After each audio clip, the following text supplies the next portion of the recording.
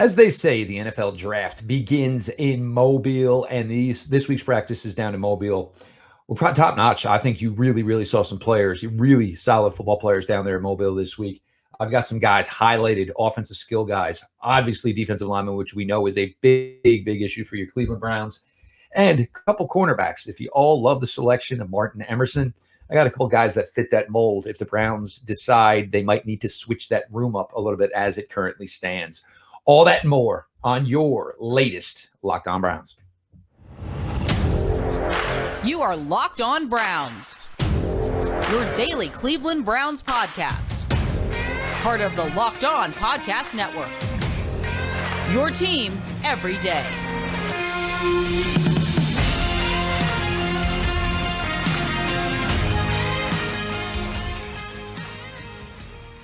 Welcome back, my friends, to the show that never ends, your daily delivery of all things Dog Pound, LGB on the LOB, the Locked On Browns podcast, brought to you by the Locked On Podcast Network, your team every day. Your host, Jeff Lloyd. I'm riding solo today as G. Bush has got duties over at 92.3 The Fan, and of course, the ultimate Cleveland sports show. We're going to get into it here a little bit. Again, look, the draft starts in Mobile. This is the first, the kickoff basically to draft season. A lot of talent down in Mobile, kind of blown away. Maybe it's because, with the COVID situation a couple of years ago, we're dealing with some players that maybe are a little bit older, than expected. And, we'll definitely mention about where that fits for your Cleveland Browns. But on the offensive side of the ball, and, a lot of talk here, how the Browns can maybe up the wide receiver room. What are you going to do in the running back room? Nick Chubb here.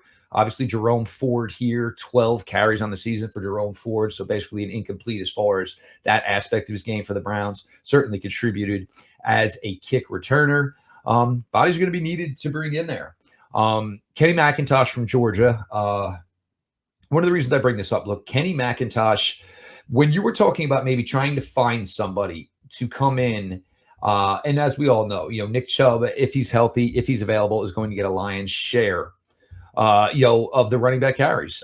So I'm looking maybe to bring in guys who necessarily have a strength or two stronger than maybe something Nick Chubb does. Look, I think the receiving game for Nick Chubb is underrated. But the problem is the Browns are very intelligent, very smart in Nick Chubb's usage. So therefore, if he is as great as he is running the ball, there's going to be times he has to come off the field. So obviously those times can and will come in obvious passing situations. Kenny McIntosh from Georgia, first hiccup, he will turn 23 in March. Does that mean anything? I'm not sure. Are the Browns going to have to loosen up their thought process here? Look, if a guy matches the statistical output you're looking for, if the guy matches the athletic profile you're looking for, are we going to ding a guy because maybe he's 9 months older than what you preferably would like to have? Kenny McIntosh, everything that was asked of him in his time in Georgia, over 70 receptions, really became the feature running back his final year here in Georgia.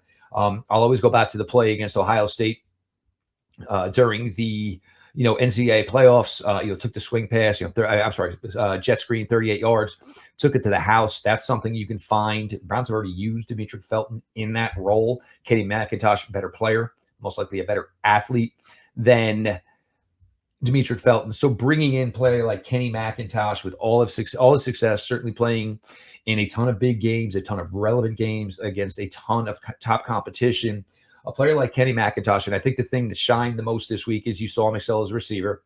You saw him excel as a true running back with the ball in his hands. But it's pass pro. One of the biggest issues we always talk about when we talk about rookie running backs is, are they ready to contribute in the NFL and pass pro? Look, you don't get to the top of the depth chart playing running back at the University of Georgia without being able to protect your quarterback.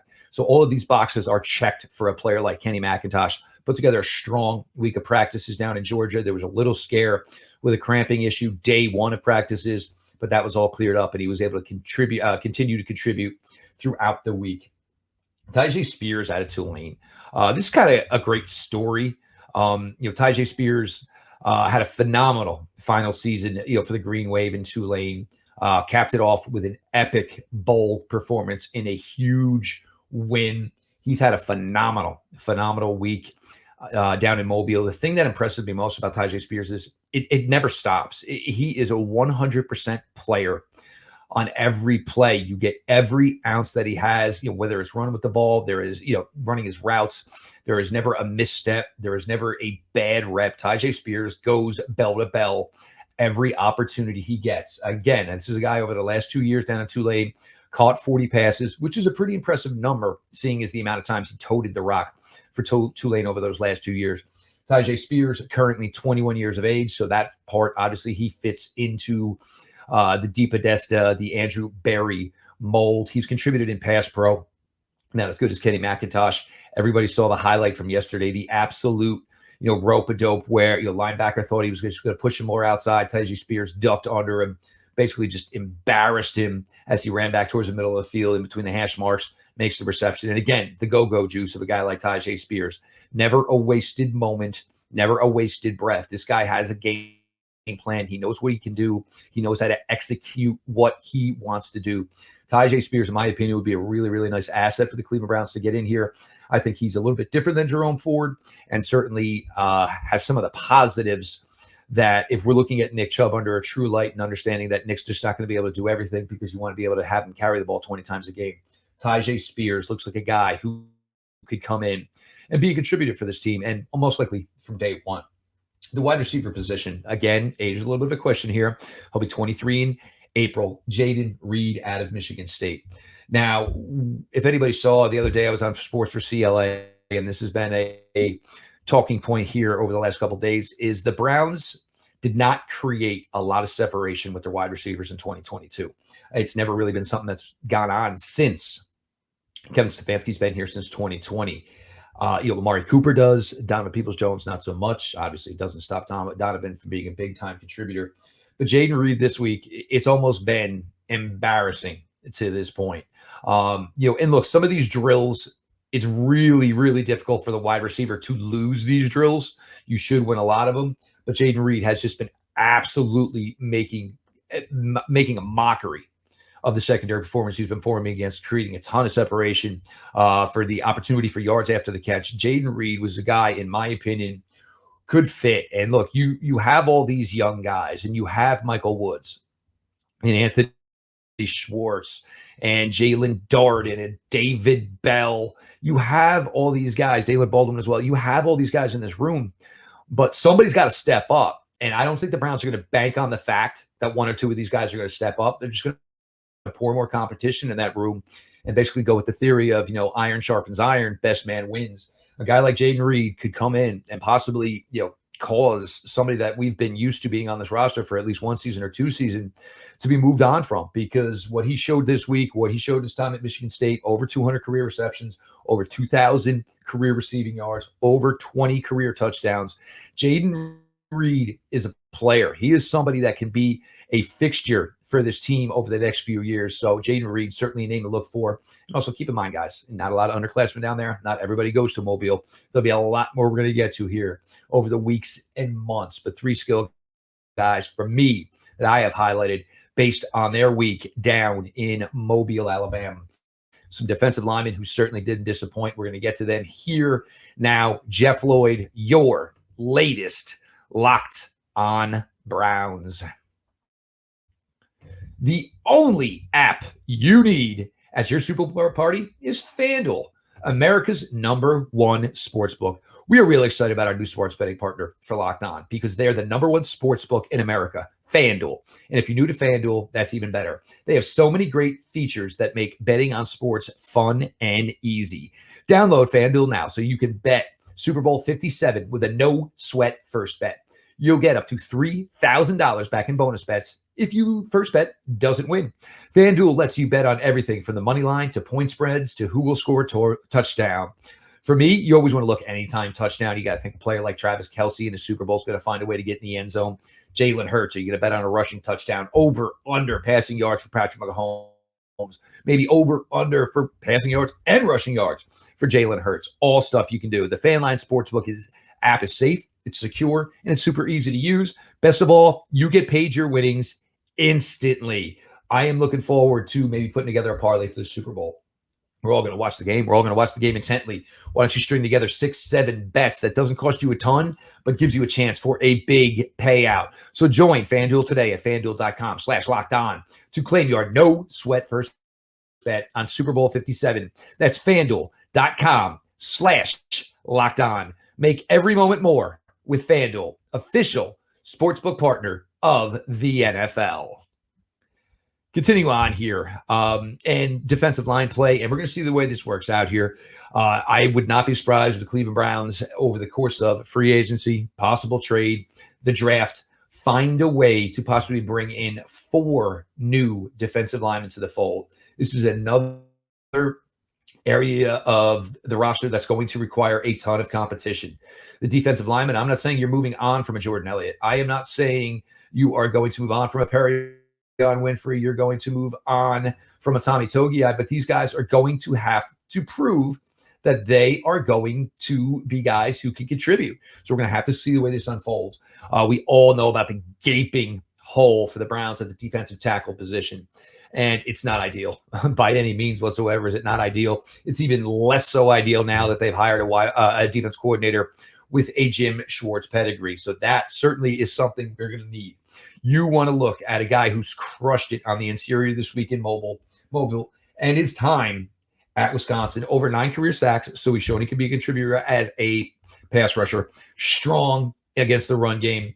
Keanu Benton, age lines up, 6'4", 315 pounds. But you look at this man play, and there is wiggle there. There is a quick first step there. There is a punch there. He is able to swipe hands off him. He has been a problem all week. Guys on the offensive side of the ball lost a ton of reps to Keanu Benton to this point.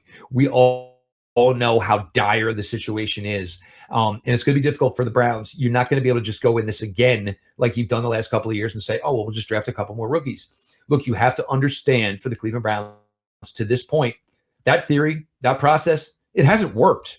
So you can't just go out and continue to try to chase it with this theory. You have to do some self-scouting here and understand that either whatever you're looking for at defensive line play to this point for the Cleveland Browns, your theory on how you've handled it has just not worked. Player like Keanu Benton, looks to be the goods. I mean, the highlights this week, very, very impressive. There's not been a lot of guys who can contain him. Looks 6'4", 315, long. It gets the job done. Keanu Benton this week down in Mobile has supplanted himself probably as a top 50 player, in my opinion. If the Browns wanted to get him, it would probably have to be pick 42. Something to keep your eye on, a player to keep your eye on. Keanu Benton, first box of the draft cycle, absolutely crushed. Now will take his time, get ready to hopefully give a strong performance in Indianapolis at the NFL scouting combine. Andre Carter out of Army is extremely, extremely interesting. 6'7", anywhere between 260, 265. The length is there. It's real. Army at times moved him around. I mean, we're talking about a player who in 2021 had 15 and a half sacks. As things changed in 2022, Army had a schedule of a lot of teams who ran the ball predominantly as opposed to passing it. So he did take some more true linebacker reps. His sack numbers dropped a ton, down to only 3 sacks in 2023. He's definitely a guy that looks like he still needs an NFL build. And it's difficult. Look, we've never talked about a player in my time over the last decade or so doing this, covering this the way we do. We've never talked about a player from a service academy being drafted this high. So again, the demands of a player who is a football player at Army are a ton, not just the football demands. His commitments to his academics, his commitments to, the academy as well are great. So are there some, things that maybe detracted Andre Carter? Is he not able to put in the work at a player at a Power 5 school is? You could use some, thickness to the legs, a little bit of the lower legs, a little tiny. I get it. As far as one-on-ones here, the pass reps, they've been outstanding. He uses the 6'7" frame well. He's able to create room between himself and guys trying to attack him in pass blocking. He's been able to use his ice pick. He's been able to use his spin. The pass rush is all there and more. And, for me, with a player like Carter, and the thing is, you're going to have to look progression here with a guy like that. Can he develop into a full-time starter? The size is there. Strength, we can take care of that. I do like the fact that he played a lot of linebacker in his time at Army. So as you work with him, as you try to get him more acclimated, as you try to get him more NFL physically ready, this is a guy that could translate into a nice bookend to Myles Garrett down the road. I am not saying Alex Wright is going anywhere. I am not saying Isaiah Thomas is going anywhere. But again, as we've talked about with all the time, with Jim Schwartz being brought in here, it is depth. It is a lot of guys being able to rotate continuously. 2-3 reps, you need a breath, get off. All right back on when we need you to get back on. A guy like Andre Carter, for me, is a guy that Browns should have their eyes on. His draft range right now is probably a little difficult to gauge. My guess is it's probably going to be anywhere from mid-second round to mid-third round. I think anybody that takes him understands there's a tad bit of risk here, and there's work to be done. He's probably not a guy that's going to contribute right out the gate year one as a rookie. But I think as time goes on his rookie year, as he gets more complicated, as he gets more ingratiated with the defense and the understanding of NFL life, Andre Carter could certainly be a player. A guy who you talk to a lot of people, maybe the week was up and down for Isaiah Foskey. But first things first, you're looking at 6'5", 280. That'll play well. The Browns obviously will like that size, even though I think with the ideal defensive end that we've grown accustomed to, beginning of the Andrew Berry regime, where all these guys were 6'5", north of 265, they might look for a smaller guy, especially using that wide 9 premise at times. Basically, trying to get a guy further away where you really can't get help, and just saying my guy's a better athlete than your offensive tackle. He's going to find a way to win these such situations. But Foskey, over the last 2 seasons, 11 sacks per. He shows the production is there, shows he can play against top competition. 7 forced fumbles. Isaiah Foskey is only currently 22 years old, so that should play well as well. The Browns need a lot of bodies in that defensive line room. And if you're going to bring in a player like Keanu Benton, you're going to bring in a player like Andre Carter, you are going to bring in a player like Isaiah Foskey. These are guys that'll fit the bill. These are guys that are going to bring you production, and you can understand that you can give them a small role to start as rookies. And as they start to develop, as they start to learn, as they start to get more confident in what they're doing out there, they should be able to give you a greater return on your investment. We're going to switch it up here now. We're going to get over to a couple of cornerbacks that really caught my eyes this week. And look, I know there's a lot of talk, and obviously nothing to this point is coming from the Cleveland Browns. But we don't know if the Cleveland Browns are in a thought process of maybe moving one of their corners because they don't have a true nickel. If you do remember, obviously Troy Hill was brought in for 2021.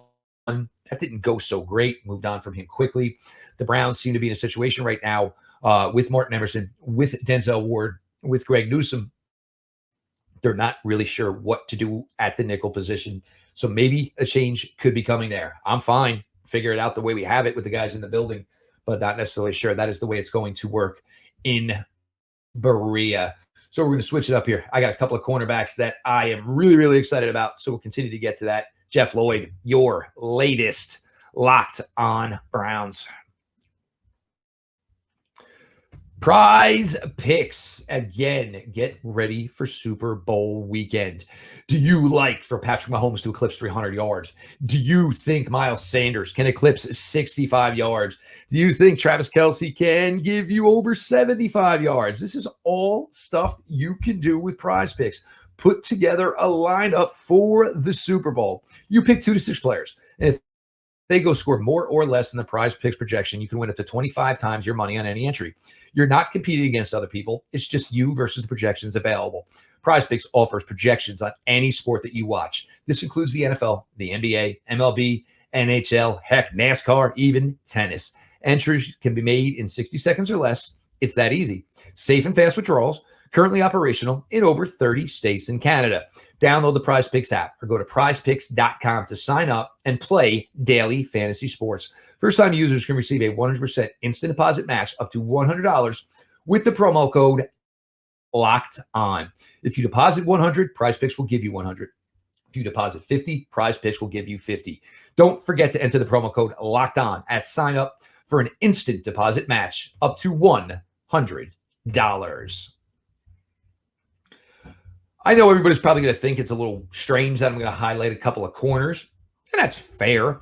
But if you all go back to the 2022 NFL draft, I remember talking with Jake Burns the day before the draft. And Jake basically, the question was, do you think there is any position the Cleveland Browns aren't in on?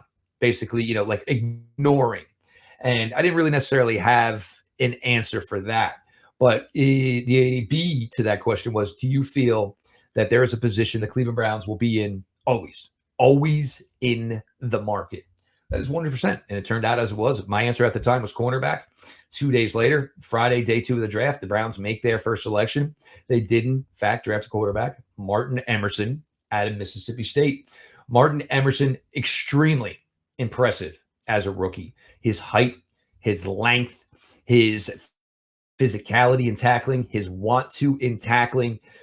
You go back to that fourth down play where the Chargers went for it late in the game, something they probably should have never done. Emerson with huge breakup on a pass attempt from Justin Herbert to Mike Williams. Martin Emerson returned that investment for the Cleveland Browns and returned it well. There's 2 guys down in Mobile this week that kind of gave me the Martin Emerson vibes. Funniest thing is they're both a little taller, both a little longer. We'll start with Darius Rush out of South Carolina, SEC player, of course, just like Martin Emerson. It's rare when you get corners who can perform this well in man drills in Mobile, because you're not watching a ton of film of opponents going into an all-star game. So a lot of this is just straight reactionary. And Darius Rush, on more than one occasion this week, has basically ran the route for the receiver. As the receiver's making their cut, he has undercut it. There's been pass breakups. There has been interceptions. His 6'3" speaks for itself. The contested catches, he's there all the time. He can make a ton of plays on those. But it's impressive that he can have these types of man skills and be able to create turnovers with that. So a player like Darius Rush, who's had a really, really solid week down in Mobile.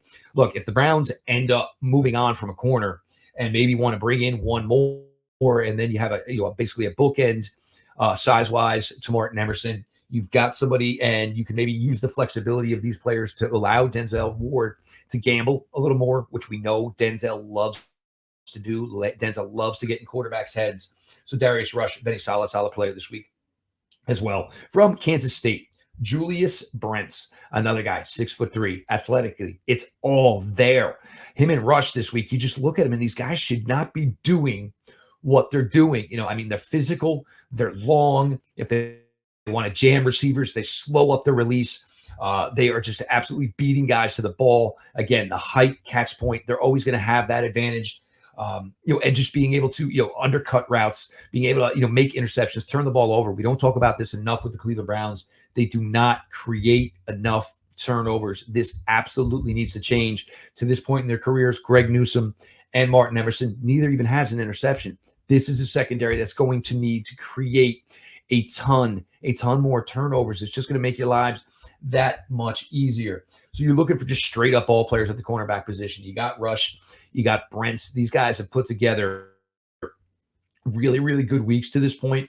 And again, as I said, the Cleveland Browns are never not in the cornerback market. They will forever look. And if they think the change can be made and they can make that room more talented and make that room deeper, they're going to take that opportunity. Not to mention that these guys can be plus players on special teams due to their size, their length, their wingspan, and willingness to get their noses dirty.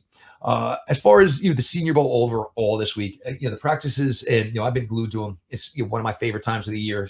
I think you see a lot of players a lot more committed, and I think understanding just how important it is to go down there and put out a good showing, represent your school well, represent yourself well, represent the agents who are taking care of you, putting you in this opportunity. I also think the fact that the Shrine Bowl has become a bigger fixture and is kind of the gap is closing between the Senior Bowl and the Shrine Bowl. So I think a lot of these guys, understanding that these practices kind of going on at the same time, wanted to make sure that the eyes did not come off them. So you guys saw guys down there a lot more committed, a lot more focused on getting their craft done. So offensively, I gave you 3 guys in Kenny McIntosh, Taijae Spears, and Jaden Reed.